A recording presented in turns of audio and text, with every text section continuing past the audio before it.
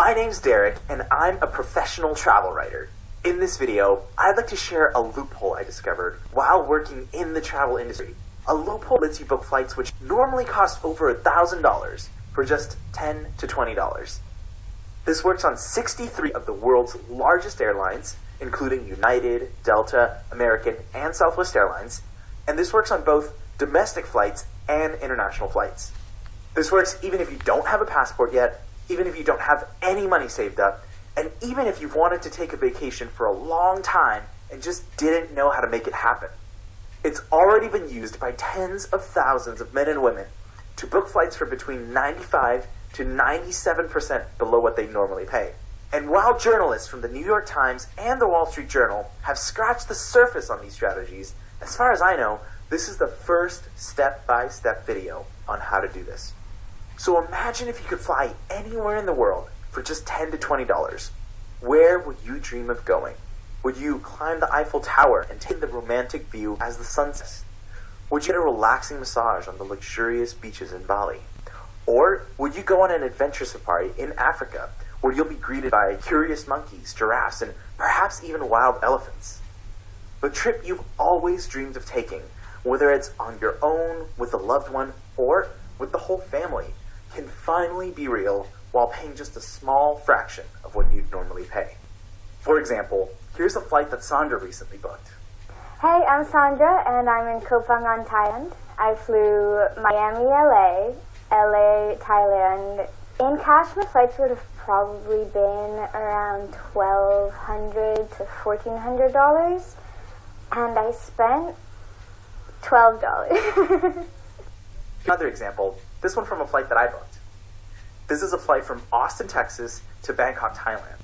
This trip is divided into two flights. The first one is from Austin to Los Angeles, and the second one goes from Los Angeles to Bangkok. The first flight would normally be $165, and the second flight would normally be $376. So I'd normally pay about $550 for this flight. Now I'm going to log into my credit card statement and show you how I got this flight for free. As you can see here, this is the bill for the two flights that I booked. This is the one from Austin to LA, and this is the one from LA to Bangkok. And here, just a couple days later, is a travel credit for the entire amount, making this 9,000-mile flight completely free. Now, just to be clear, you will sometimes get 100% free flights with this loophole, but usually you'll be paying $10 to $20 in taxes. This works for domestic tickets that are as cheap as $50, as well as international tickets that are as expensive as $3,000. So how does it work? It works using a technique called award stacking. Award stacking is a unique strategy for booking flights which normally cost thousands for just the spare change you find in your wallet. It takes less than an hour a month to implement, doesn't add any additional expenses to your life, and can be used to get at least one nearly free flight every 60 days.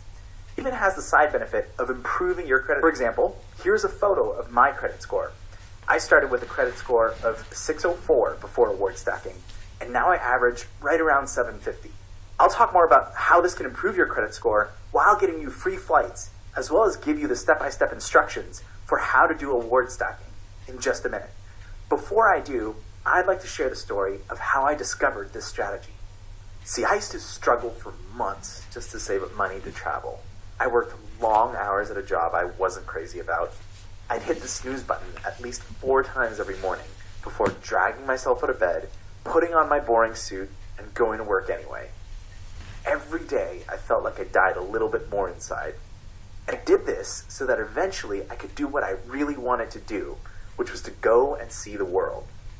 Once I finally saved up enough money, I'd take my trip, which would last a couple weeks at most, then I'd return home and start the save money for months process all over again.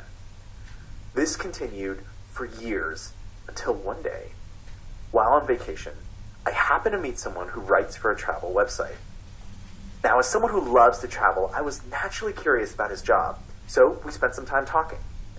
I was blown away by the stories of his adventures and all the places he's been. After a while, I asked him the question that was really on my mind. How can you afford all of those flights? I mean, I thought to myself, writers don't make that much money. That's when he told me